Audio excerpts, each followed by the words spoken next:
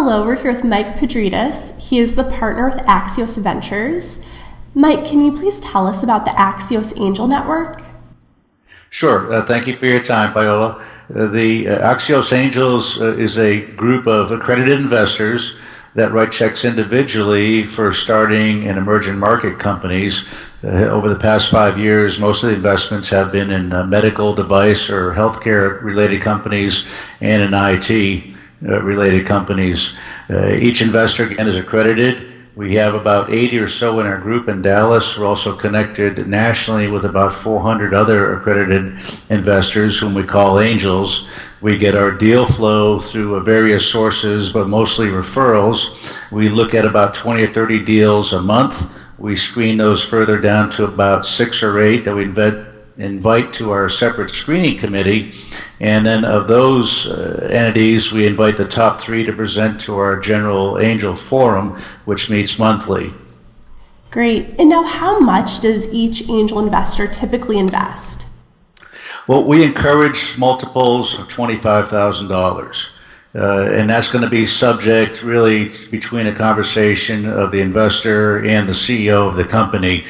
We did have one entity where folks were allowed to tap in their IRA as a self-directed IRA investment, and we ended up raising about $1.5 million for that particular company with investments as low as $5,000.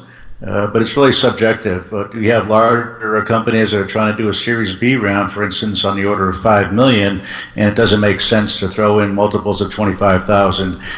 So in that case, you might see the CEO requiring at least $100,000 or even higher minimum investment.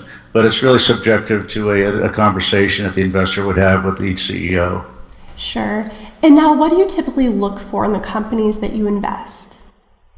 Well, the companies that we look at are not incubator companies. These are not concept-only companies. So they already have some revenue. They may be negative cash flow, or they're trying to get there.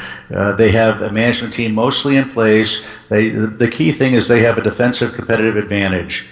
And that could be in the form of intellectual property or first mover advantage or something along those lines that allows them at least a couple year head start before any competitors come into place.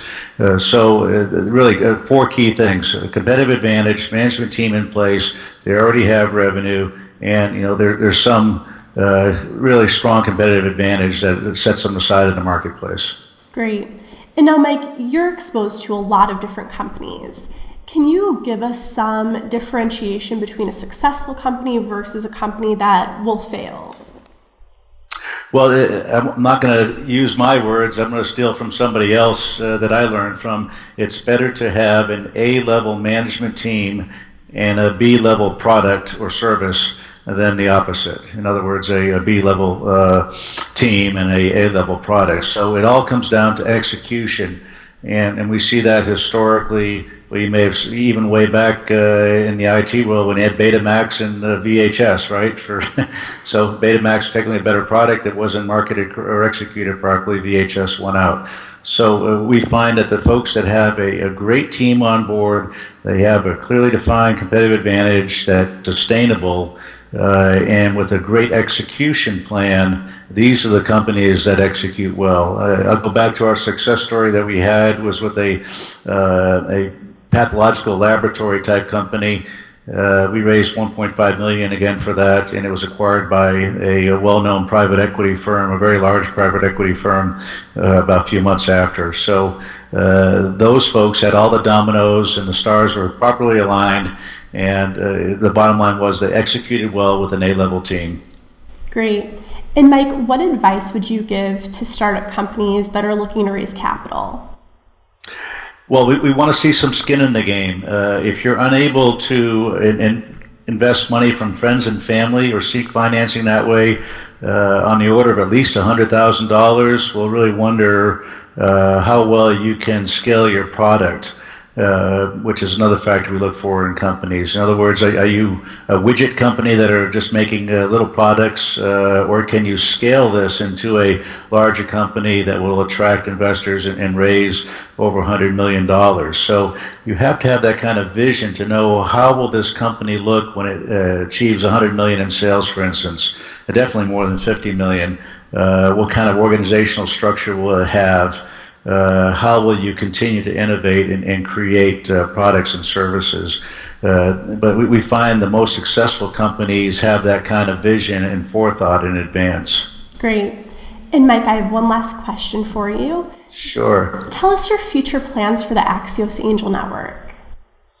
Well, we would like to continue to syndicate nationally with other angel groups. The Kaufman Foundation has stated, and then we agree, that the average local angel group raises between $300,000 $400,000 per company. Most companies are looking for well north of that, on the order of $1 or $2 million to get started. So it's important to syndicate amongst other angel groups.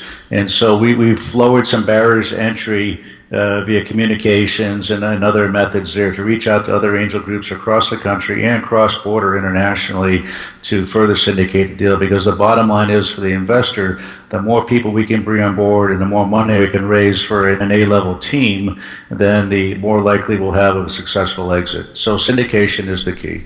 Great. Well, Mike, I thank you so much for taking the time to meet with me.